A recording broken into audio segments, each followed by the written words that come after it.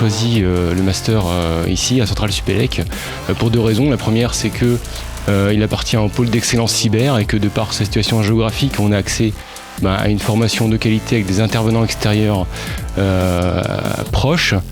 Et puis la deuxième explication, c'est parce qu'au ministère de la Défense, cette formation est référencée et classée dans les meilleurs de sa catégorie. Je suis intervenu sur des différents projets, notamment sécurité, et ce sont des thématiques qui m'intéressaient beaucoup. J'ai tenté de me positionner sur des projets sécurité, mais il me manquait telle ou telle compétence. Et l'année dernière, je suis arrivé en fin de CDD.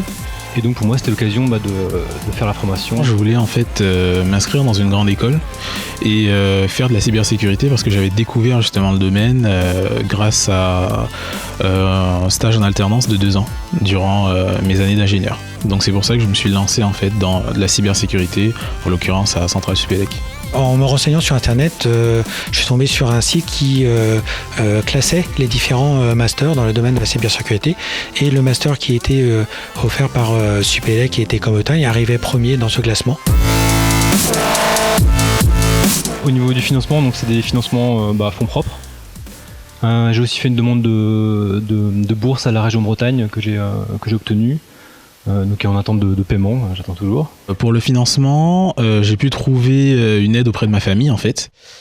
En l'occurrence ma tante qui a pu m'aider justement à financer les études. Donc en gros c'est personnel, financement personnel. Alors aujourd'hui je suis en congé de reclassement, donc c'est un financement qui est fait par la société dans laquelle j'étais. J'ai passé un concours pour pouvoir prétendre à accéder à cette scolarité et de fait la formation m'est financée moyennant quelques années à rester au sein du ministère.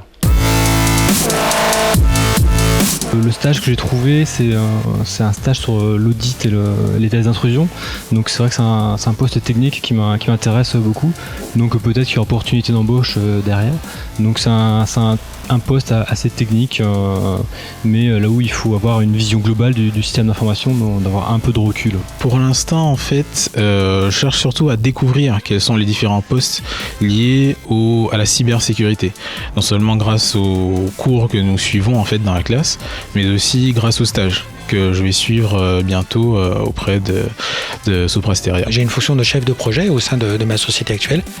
Mon objectif est de garder cette fonction, c'est-à-dire de continuer à aller vers le chef de projet, mais en m'orientant dans la cybersécurité, et donc d'acquérir via cette formation les bases de tout ce qui est cybersécurité pour aller vers des fonctions de chef de projet sur des domaines de la cybersécurité. Je travaille au ministère de la Défense et après quelques années dans le milieu opérationnel, j'aspire à armer des centres d'expertise, des centres de gestion de crise et de réaction face à les attaques cyber au niveau national.